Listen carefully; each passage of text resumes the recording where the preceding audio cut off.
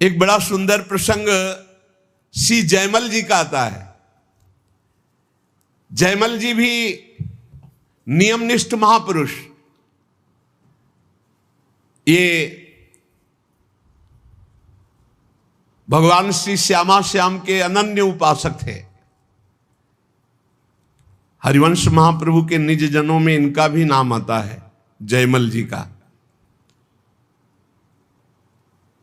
इनके हृदय में जैसे आस्करण जी की निष्ठा थी, उस वैसी निष्ठा थी सेवा की। इन्होंने भी 10 घड़ी तक किसी भी तरह की कोई सूचना, किसी भी तरह का कोई कार्य हमसे नहीं बताया जाएगा।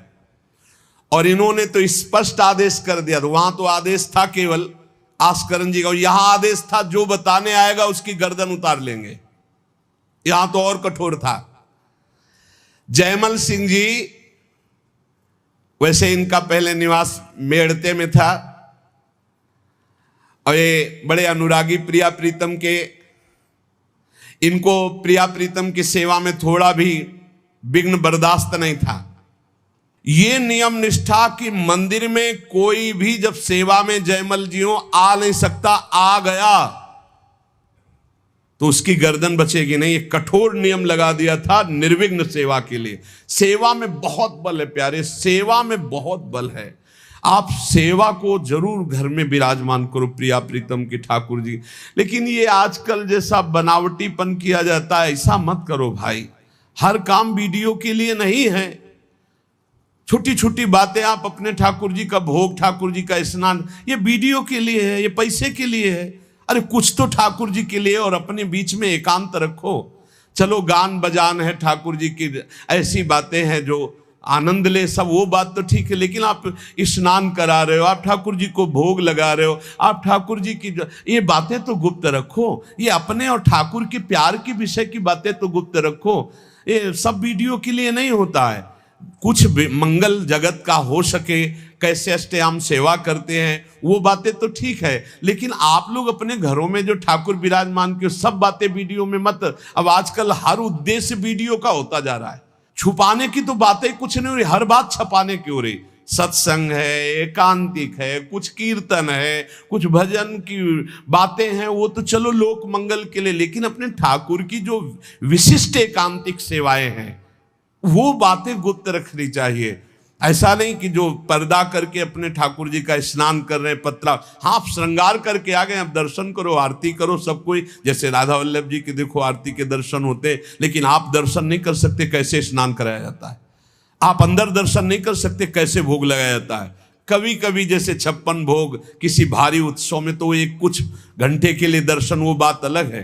तो अपने ठाकुर घर में जो विराजमान है, बिल्कुल जो निकुंज के ठाकुर वही है, अपनी भाव निष्ठा रखो। जयमल जी ये नियम लगा लिए थे कि अगर सेवा के समय कोई भी समाचार देने आएगा तो उसे मार डाला जाएगा। इतना कड़ा शासन। और ये बात प्रसिद्ध हो गई थी कि 4 घंटे जयमल जी निकलेंगे नहीं मंदिर से। तो जयमल जी का एक मंडोर का जो राजा था वो भाई लगता था, उसने विचार किया कि बहुत अच्छा 4 घंटे का समय है, जयमल जी के पास सूचना कोई दे नहीं सकता, और इस समय आक्रमण किया जाए तो पूरे नगर को कब्जे में कर 4 घंटे का युद्ध, और वो निकलेंगे नहीं और कोई सूचना देने जाएगा तो मार डाला जाएगा। बहुत बढ़िया अवसर है कि पूरे नगर को अपने कब्जे में कर लिया जाए। भारी सेना चारों तरफ से पूरे नगर को घेर लिया गया। अब ये जब सैनिकों से पता चला तो हाहाकार मच गया कि बिना राजा के आदेश के युद्ध कैसे छेड़ दिया जाए। चारों तरफ से शत्रु पक्ष सैनिकों ने घेर लिया है। सबने विचार किया कि आज्ञा हो जाए तो अभी युद्ध हो जाए, पर आज्ञा लेने कौन जाए? जो जाएगा वो मार डाला जाएगा। जयमल जी का आदेश है।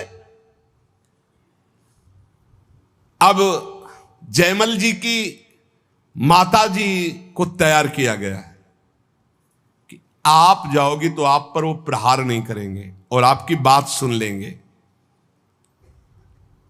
माता जी भी डरती हुई गई, क्योंकि आज्ञा थी कोई नहीं आएगा, अगर जो भी आएगा उसकी गर्दन उतार दी जाएगी, मार डाला जाएगा।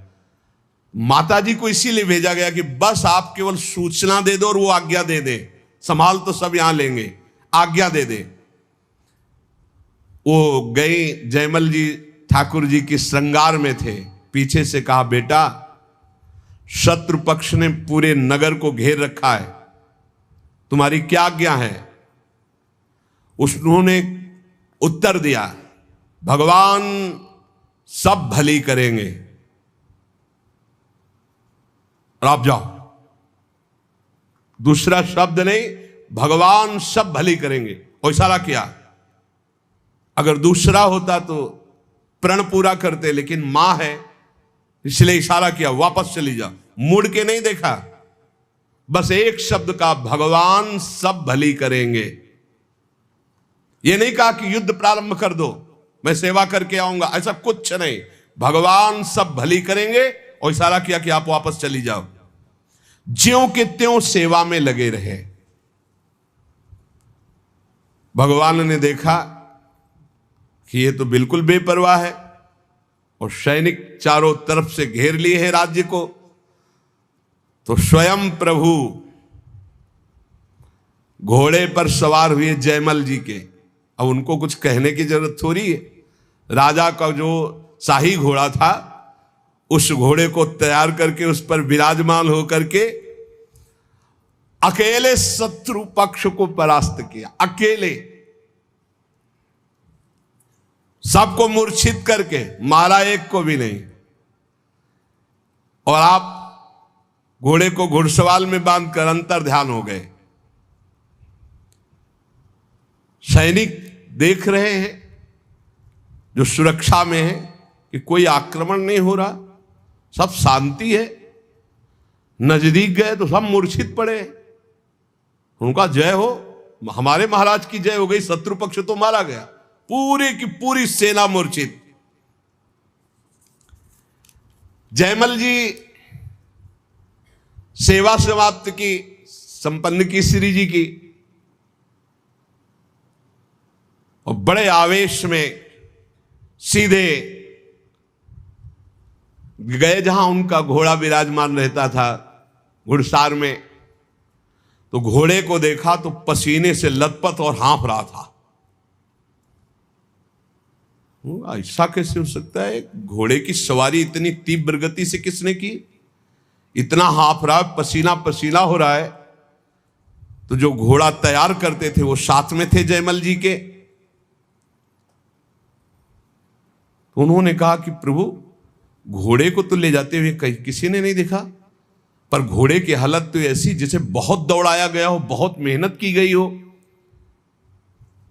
तो उनका कहा ठीक है, चलो इस समय विचार करने का विषय नहीं, दूसरे घोड़े को लो, राजाओं के पास कई घोड़े, और सैनिक सजाओ, वहां चलो। तो उनका प्रभु वहां जाओ, वहां तो सब मारे गए हैं। किसने मारा? वहां जाकर देखा तो सब सेना घायल और मूर्छित पड़ी थी, जान से कोई एक भी नहीं मरा था। और जो राजा वो भी घायल। जयमल जी नजदीक गए, देखा तो कि ये मेरा वो भाई ही है, मेरा शत्रु बनकर के आया है। तो वो रो के कह रहा था कि भाई, मुझे नहीं पता था कि तेरा सांवला सिपाही एक ही इतना बलवान है। मैं कभी युद्ध में नहीं आता, मैंने कभी तुम्हारे उस वीर को नहीं देखा। वो सांवला सिपाही कौन था जिसने अकेले मेरी सारी सेना को मूर्छित कर दिया और मुझे बाण से तो घायल किया और नेत्रों से ज्यादा घायल कर दिया? एक बार तुम दिखा दो अपने उस सांवले सिपाही को, मेरा हृदय तड़प रहा है उसके लिए।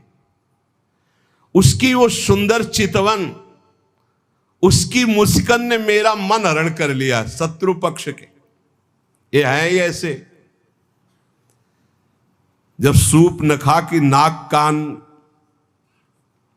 भगवान ने लक्ष्मण जी के द्वारा,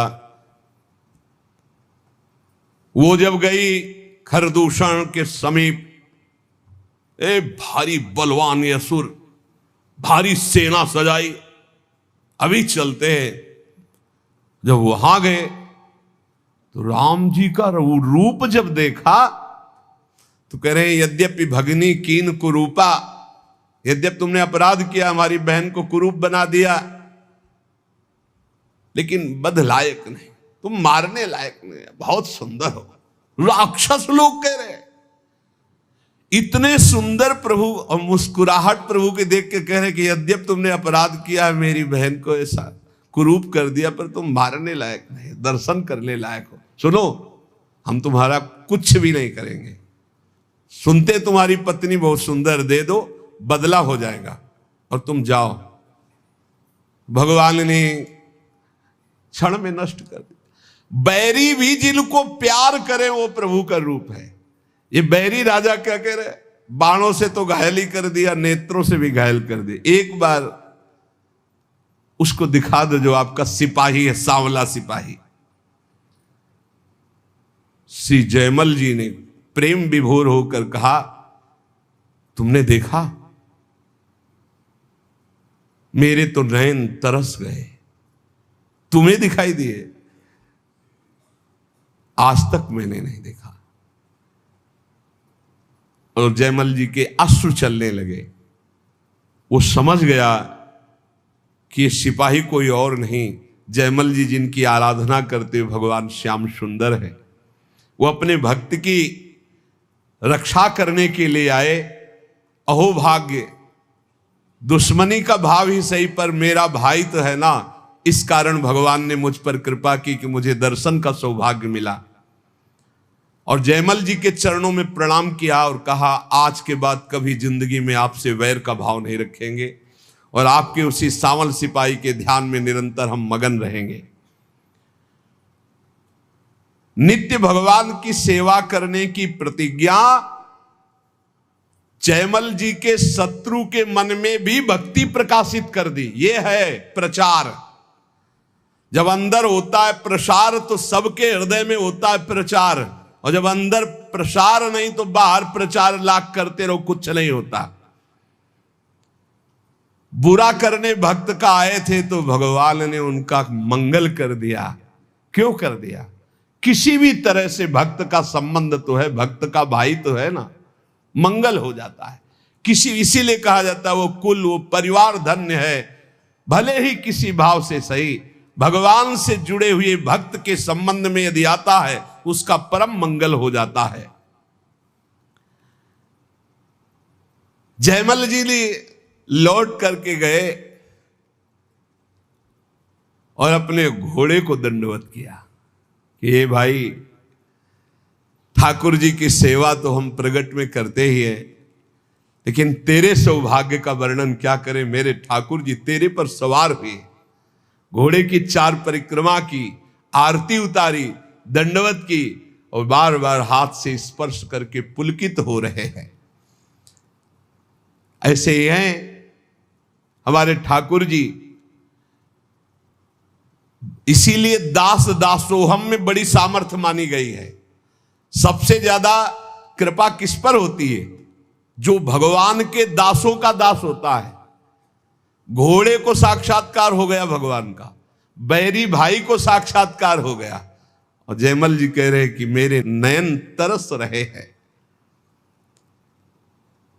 तो क्या वास्तविक जयमल जी के नेत्र तरस रहे? नहीं, जिनके संबंध से बरस रहे उनके नेत्र कैसे तरस सकते हैं? पर ये हैं ही इतने प्यारे कि तन मन के बिछुरे नहीं, पर चाह बढ़े दिन रैन, कबो संजोग न मानहि, देखे भरी भरी नयन। तो हम श्री श्यामा श्याम के दास हैं। श्यामा श्याम ही हमारी साधना है, श्यामा श्याम ही हमारे साध्य है। 8 पहर हम नाम जप करें, श्री जी की सेवा पर बहुत ध्यान दें।